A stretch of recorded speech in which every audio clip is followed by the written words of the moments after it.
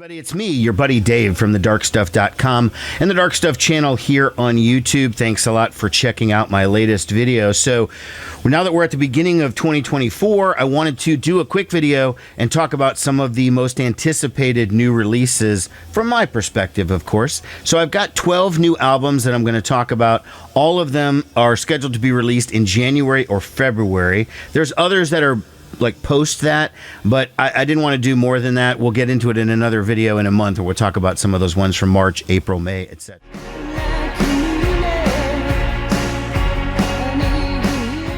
Up is Little Rope, the new release from Sleater-Kinney. It's going to be coming out on January 19th on the Loma Vista label.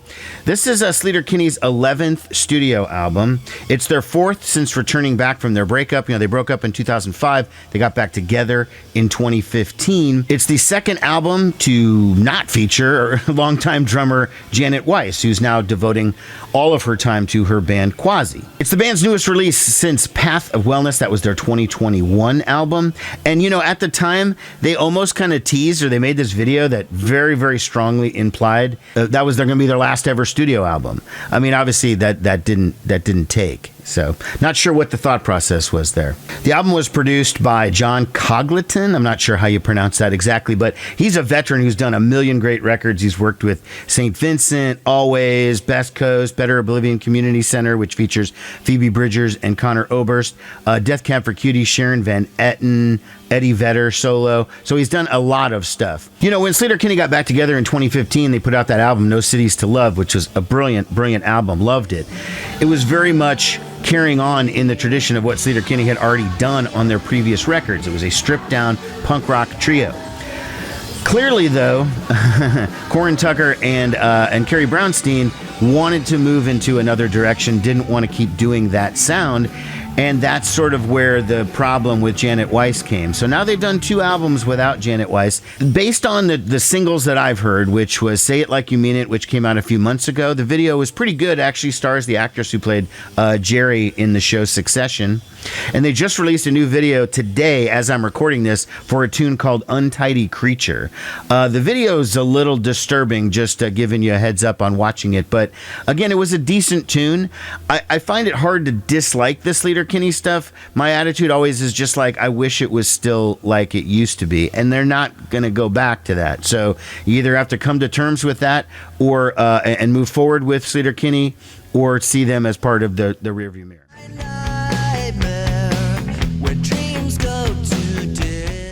Same day, January 19th, Green Day will release their 14th studio album, Saviors. It's produced by longtime producer Rob Cavallo, who was also their A&R man, who signed them to Reprise Records way back in the early 90s. It's the first time he's been involved with them in over a decade as a producer, since the album Trey, I think, from 2012. Green Day was recently in the news by making a lot of Trump supporters' heads explode when they performed a song from 20 years ago called American Idiot at Dick Clark's Rockin' Eve. Point number 1. Dick Clark's been dead for a long time. I'm not really sure why they're sticking with the Dick Clark's Rockin' Eve. Number 2, they record those New Year's Eve shows like months in advance. So this wasn't just done the other day. Those are all side notes. You know, during the lyrics to American Idiot, they changed the lyrics from "Not part of the redneck agenda" to "I'm not part of the MAGA agenda," and of course made people freak out. Oh, I can't believe Green Day would do this. Why are they ruining New Year's Eve? Okay, whatever. Who cares? If it's news to you that Green Day is political and that they're like left of center, like, I don't think you've actually been paying attention. A couple months back, they released the single The American Dream Is Killing Me. Pretty cool tune. Classic Green Day. And then just recently, they released another song and video called Dilemma. This one was, I think, a better song. I liked it. And the video, at least based on that, seems to be the song is dealing with Billy Joe Armstrong, you know, struggling with sobriety. I mean, the whole video is him being tempted with drugs and alcohol, and he says the line, you know, I don't want to be a dead man walking. So clearly that's still top of mind for Billy Joe. But new Green Day, Saviors, on January 19th.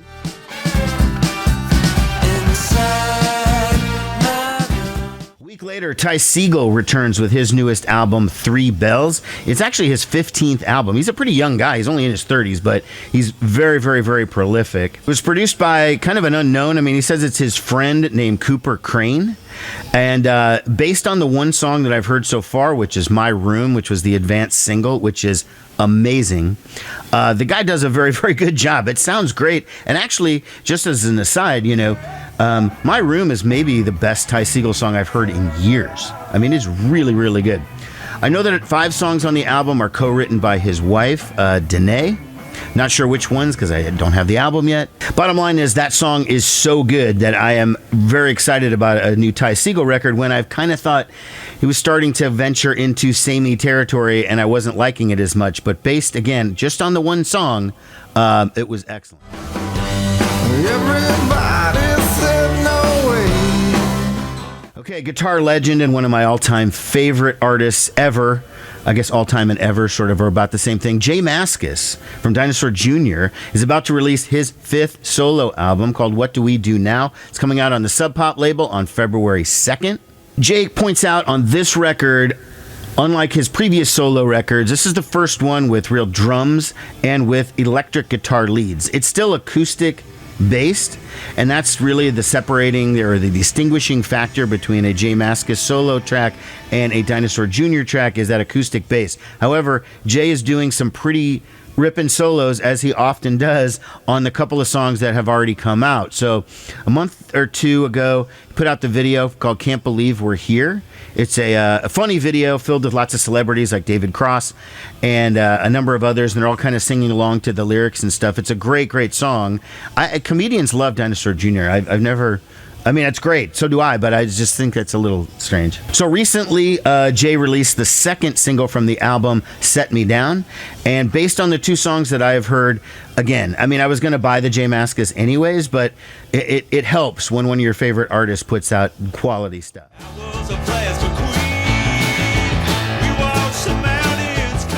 On February 9th is the newest release from David Nance called David Nance and Mode Sound. If you've been watching my channel for a while, I've been covering Nance off and on since 2016, really. And he is from my hometown, Omaha, and so I get to see him on a more regular basis than one ordinarily would. So David Nance and Mode Sound is the first Nance album for the Third Man Records label. It's maybe his 9th album of original material. It's hard to tell because he's also put out like covers albums, and I'm not really sure what's considered. Anyways, let's just say it's his 9th record, okay? Those of you in the vinyl community who are familiar with Derek Higgins, and that's pretty much everybody in the vinyl community, should take note that Derek played bass on this particular record.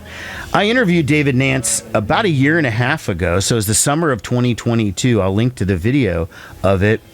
And at that time, he told me about David Nance and Mode Sound, and that Derek was in the band at the time. He's not in the band anymore, and that the album had been done. So it's been sitting here for a really long time. Now, I've actually heard the entire thing because I went to David Nance's Bandcamp page and did a pre-order.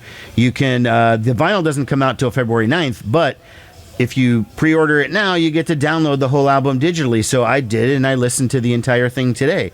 It was really, really good. It's a little more subdued than I was expecting, especially since the last 2 Nance records were kind of shredders. It was very, very enjoyable, and it's, again, kind of straddles that line between classic, like 70s rock and a little punk element, and then kind of modern day production, because it does really sound very, very good, which isn't, necessarily a thing that David Nance avoids or anything, but it's not something that he's necessarily known for either.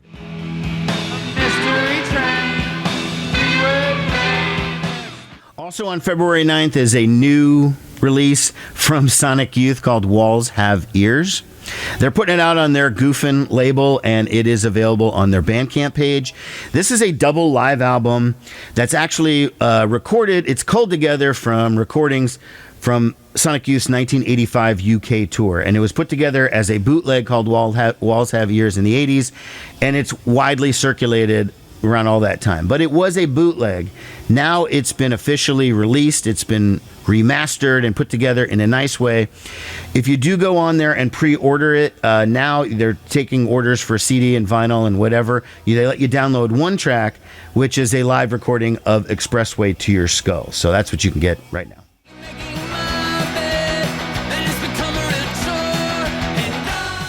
This next one, the release date, as I'm recording this right now, I've seen it listed 3 different dates. So let's just say the new Laura Jane Grace album comes out on February 16th. The album is called Hole in My Head. It's on the Polyvinyl record label. Laura Jane Grace, of course, you know, as the leader of the band Against Me. Now, Against Me is apparently on hiatus because Laura Jane Grace was just here in Omaha like 2-3 days ago and performed. I wasn't unable to see the show, unfortunately. The last Laura Jane Grace solo record came out about 2 years ago or so, and it was called At War with the Silverfish. The album was produced by a guy named David Beeman, who I'm kind of unfamiliar with. He is based out of the St. Louis area, I should say. I've heard 2 songs off the record. The title track, Hole in My Head, is great. It sounds like vintage or kind of mid-period Against Me, like very rocking, very aggressive, great tune. The second song that Laura's released is called Cuffing Season. It's an acoustic-based song, but it is not mellow. I mean, it's like the way that Laura Jane Grace in the past with Against Me has made aggressive, like acoustic punk rock. Like that's kind of what this one is. So I was really surprised because it does sound like older Against Me, and I like that stuff. I mean, I'm not the hugest Against Me fan in the world. I do love that album, Transgender Dysphoria Blues, but that's not really considered older Against Me. That's considered like more recent Against Me. So no matter the status of Against Me, Laura Jane Grace keeping busy. The new album Hole in My Head will be coming out on February 16th.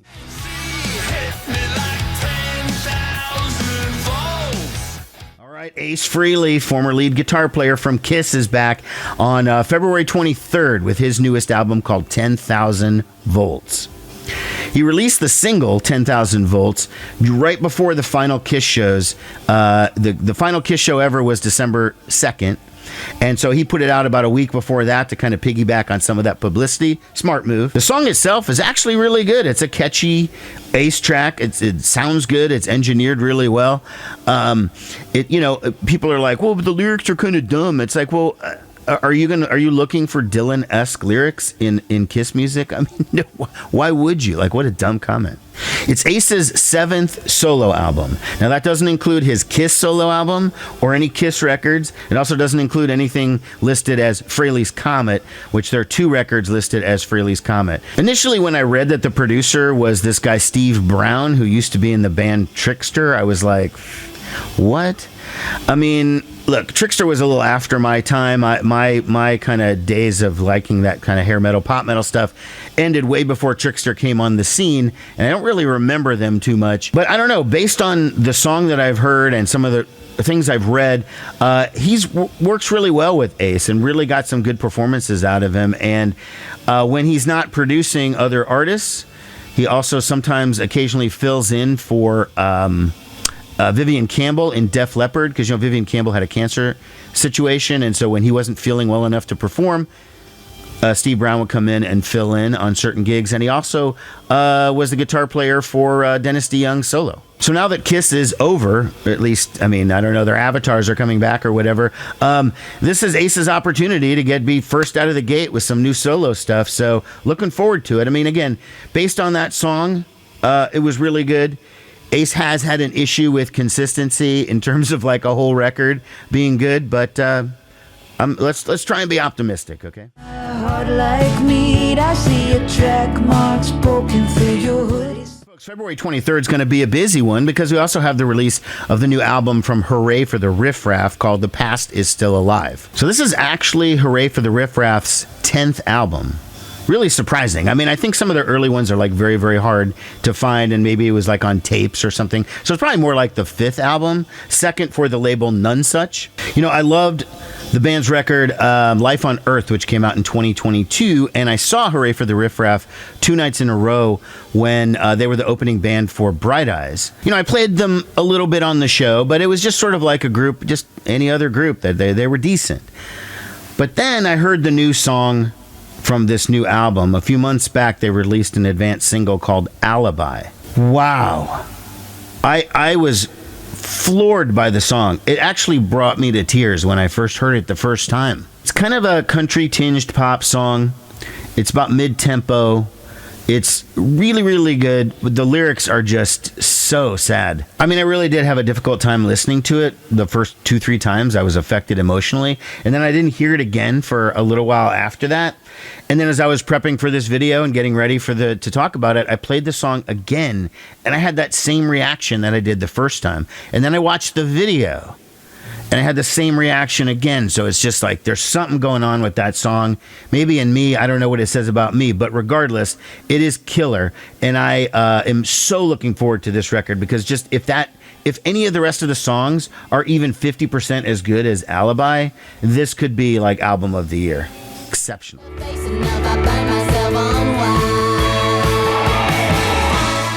Next up is Quilt Floor from Mama Zoo.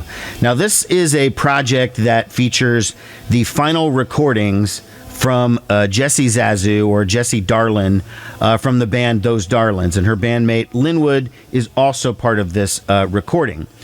These songs were recorded after Those Darlins broke up, and obviously before Jessie died. She died from cervical cancer at age 26. It was just one of the saddest and most tragic things that I've ever heard of. They were Those Darlings was such a great band, and it was just so tragic for someone to be taken that young. And there was no real word about what she was doing. I mean, it was assumed she was working on music, but when you're that sick, because it was a pretty aggressive form of cancer and she died relatively quickly, you just don't know how much stuff she was going to be working on. So the album wasn't entirely finished before she passed, but Linwood went through and finished it. And based on the one song that I heard so far, it was exceptional. It sounded like a leftover Those Darlings track. So I'm feeling pretty optimistic because I was thinking it might just be kind of like crummy leftover demos, and I would have bought those anyways because I'm such a big fan. But the one song that I heard so far was great. Let me hold on to your mind. And then also on February 23rd is the newest solo record from Mary Timony called Untame the Tiger. It's her fourth solo album. You might know her from the bands either Helium or Wild Flag, which was a band she did one record with, which was with 2/3 of the old Sleater Kinney. It was when that band was broken up and they formed a new band. She was the guitar player in Wild Flag, and she's currently in the band X Hex, who I've seen, and they are great. Mary Timony plays a pretty unique style of indie rock. She is a great guitar player. She utilizes a lot of unique kind of chord structures and stuff. And Rolling Stone recently named her number 95 in their list of 250 best guitarists of all time. That was a really high number for me. I didn't think she would be up that high, but wow. That's pretty impressive. The new record was produced by Mary along with two people, one guy named Joe Wong, another guy named Dennis Kane.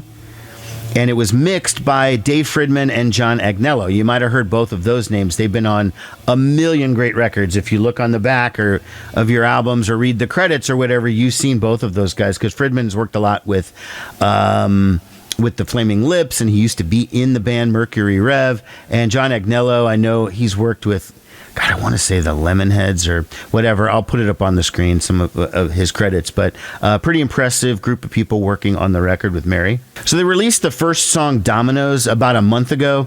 And it was a decent tune. It was kind of had acoustic and electric guitars. It was kind of mid-tempo, indie rockish type of song. I liked it. And then just today, as I was recording this video, I'm recording it on January 4th, you put out a new song called The Guest, which is sort of a mellow, kind of country tinge song that seems to me to be about loneliness. Never figured out how to make it clear.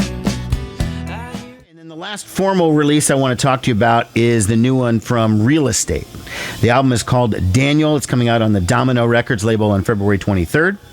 This is the sixth album from this band, who now they say they're from Brooklyn, but originally they were from New Jersey, so they just moved across the water there or whatever. You know, the band's sound has always had a kind of a jangly indie pop sound, most reminiscent to fellow New Jerseyans, the Feelies. The singer, at least based on the first single, Water Underground, does kind of have a Benjamin Gibbard from Death Cab sort of vibe on it. It was a good song, very well produced. The album was actually produced by a Grammy winner named Daniel Tashian? I don't know, sorry. Who's best known for working with Casey Musgraves.